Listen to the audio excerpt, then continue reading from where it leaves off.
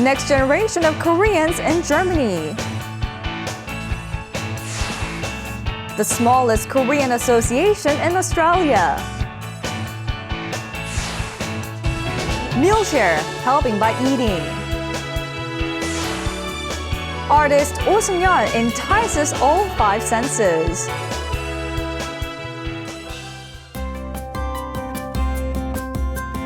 Hello, welcome to Going Global. I'm your host, Mi. How are your plans for the new year holding up at the moment? I'm sure you're curious about what will become the hot topics of 2016. Of all the things that can affect the global state of affairs, the United States presidential election was at the top of the list. Terrorism, national security, gun regulation, immigration reform, refugee acceptance, and economic issues will be the focus of the upcoming presidential election in the United States. Who will become the next head of the superpower? We'll have to wait and see. Now, as for China, depending on whether its economy makes a hard or soft landing, the global economy is expected to take a jolt, and the same could be said about the Korean economy. We'll have to keep a close eye on what kinds of changes are in store for this year. And now, let's start with our first story of the day. The young generation of Korean immigrants in Germany is establishing itself in the local society. The first generation, made up of miners and nurses who came to Germany many decades ago, is now retiring, and their children are now creating not a Korean association, but something else. Let's find out more. This is second-generation Korean German J.O. or Oh Jae-hun, who won first place in the talent show Das Super Talent, held by German broadcaster RTL. He has been invited here by a Korean expatriate youth group. All members of the audience have one thing in common. They are all second-generation immigrants. They're leading a new expat society, following the first-generation Korean immigrants who came to Germany as miners or nurses. Und wir möchten das zurückgeben, was die Eltern uns gegeben haben. Weil wir uns das gar nicht vorstellen können, wie es war, aus einem komplett fremden Land mit einer fremden Sprache, einem fremden Alphabet. Early last year, second-generation Korean German Kim Se-jun and other fellow Korean Germans founded the group Hando. The name represents how Korea and Germany are together. However, there are only 20 members, so the group opened this event and went on a PR campaign. 우리 2세대들이 우수한 능력을 각 그 처소에서 충분히 발휘함으로써 우리 한국인 위상을 다시 제고할 수 있는 그러한 세대 목을 충분히 해낼 것으로 저희가 기대를 하고 있습니다. Korean adoptees of German parents and biracial Korean Germans also took part and registered in the group. What kind of Korean society do they envision? Die Generationen auch zusammenbringen. Also, dass die jüngere Generation und die ältere Generation jetzt durch Hando wieder einen gemeinsamen Verein bekommen und dass wir halt insgesamt 교포들 아니면 2세들 전 같은 사람 혼혈이 모아서 한국 커뮤니티 되려고요. 우리 부모님 전통 문화 알게 돼서 나중에 계속 살아 있게 해야 돼요.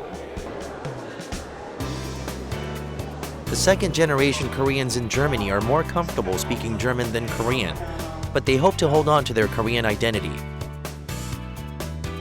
They're creating a Korean society that's more inclusive and understanding of other cultures.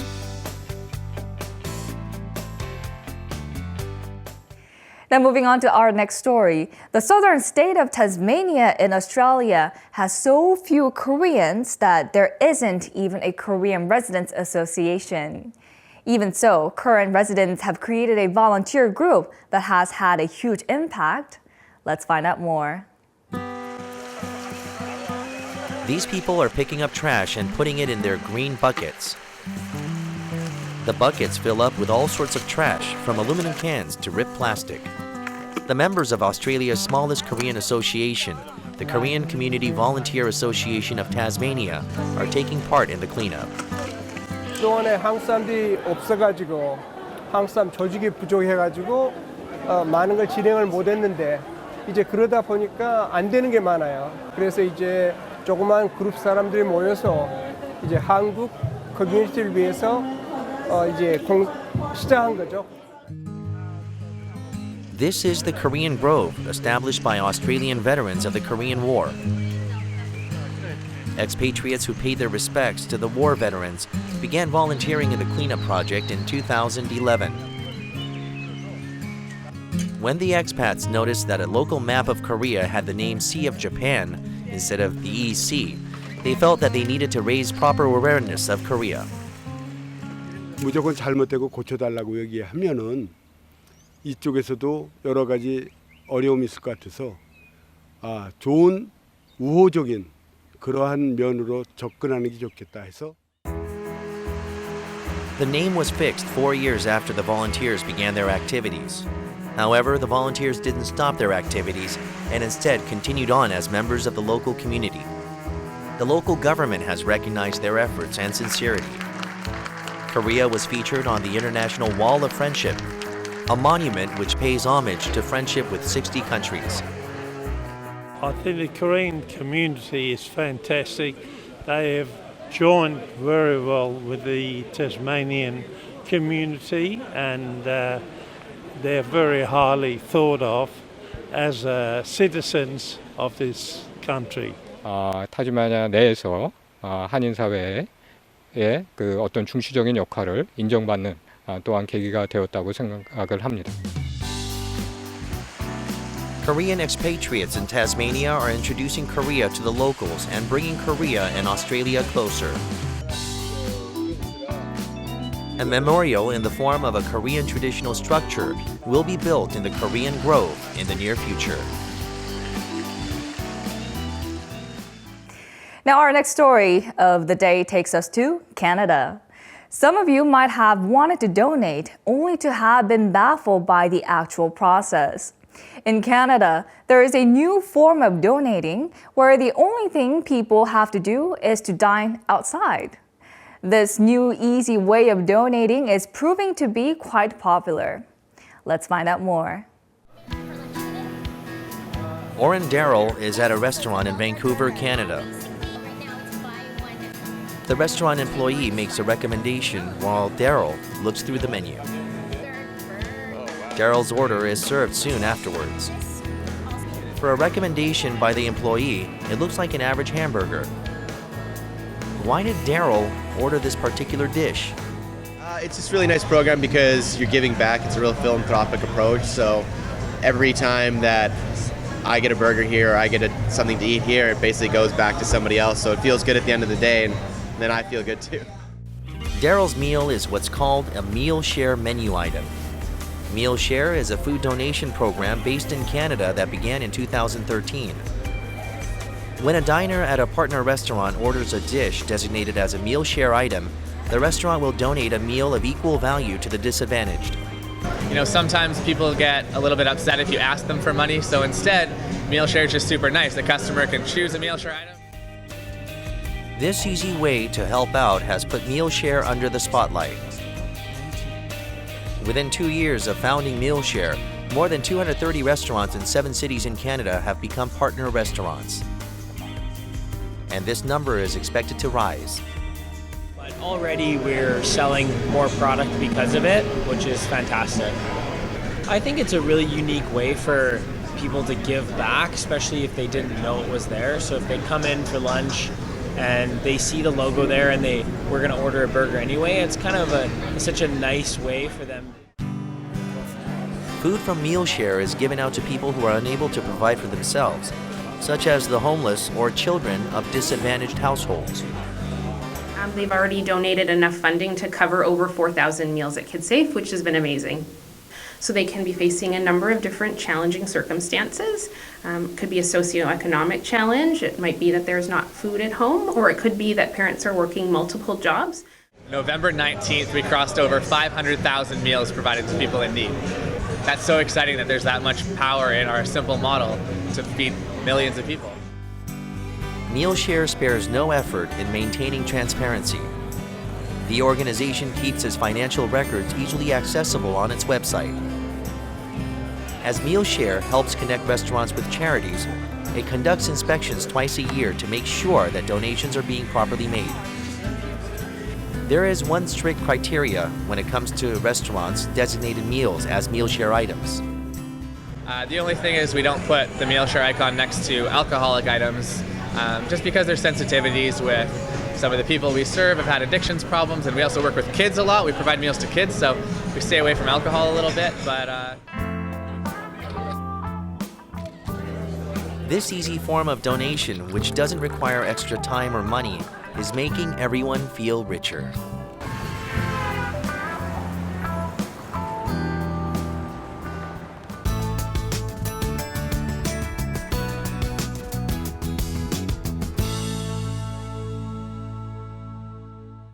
Our last story takes us to New Zealand. There aren't many art exhibitions where people can touch the works directly.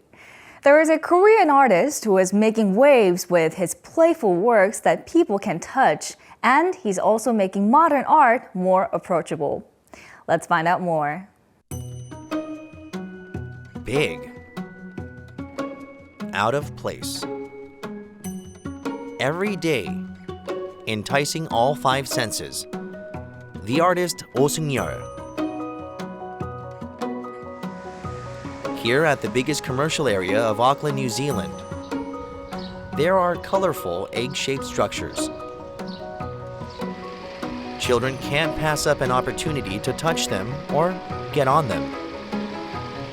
These structures are called glob-gob, made by Korean expatriate artist Oh Seung-yul.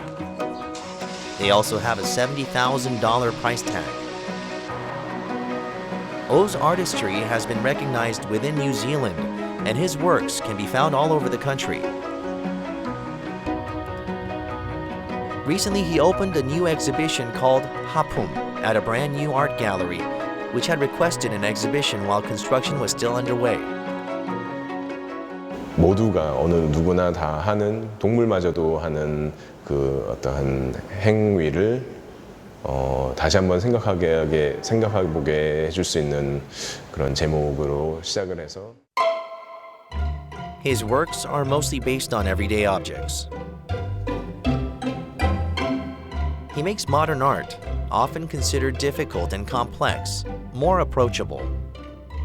There's a little more complexity to it, but also it's always fun. And people of all ages, even really little people, can really enjoy his work. But there are also much more serious issues as well. He designs his work so that the audience can touch them and understand art better. It's a different experience, yeah, because often you're not allowed to touch artworks. Yeah, I really love the ones in the corridors. They're really nice to walk around and that you can interact with them. This could have been the influence of his parents, who are artists themselves. Ever since he was young, art was a window to the world, and it was part of his everyday life and not something grand. He came to New Zealand at the age of 15. Everything was unfamiliar and strange, but he always kept his focus on the everyday life. 일상에서의 그냥 생활에서 찾을 수 있는 보았던 지나쳤던 스쳐갔던 그러한 것들을 다시 한번 들여볼 수 있지 않을까. 어떤 그것에도 아름다움이 있을 수도 있는 거고 그것에서도 많은 것을 생각하게 할 수 있고. His noodle series also brought him fame. This series, which drew interest not only in New Zealand, but also the United States, resembles Korean noodle dishes. It was based on his memories of his father's Korean noodle joint. Oh took the motif from something familiar to him and something Korean. They're all quite appetizing, demonstrating how Oh's artwork always has an element of fun. 더 다양한 사람들과 더 많은 제가 할 수 없는 일들을 할 수 있는 사람들을 만나면서 그 영역을 더 넓히고 계속해서 새로운 것을 또는 해왔던 것들을 다시 바라보면서 발전시키는 것. Oh transcends genres to represent fun and joy in any form, be they sculptures, paintings, or installation art. What will he come up with next? We look forward to meeting more of his work. I hope you enjoyed today's stories on Going Global. The ongoing civil war in Syria since 2011 has resulted in more than 250,000 deaths. Recently, Syrian photographer Jafar Murray uploaded some photographs from a wedding shoot, but what stood out was that the background was a war-torn neighborhood. The bride in her white wedding dress and the groom in military attire made a sharp contrast with the rubble. Murray said in an interview that he wanted to convey how love is stronger than war. I pray that peace and love returns not only to Syria, but also to the other war-torn regions all over the world. Going Global will be back next week with more exciting and interesting stories from all around the world. Thank you for watching.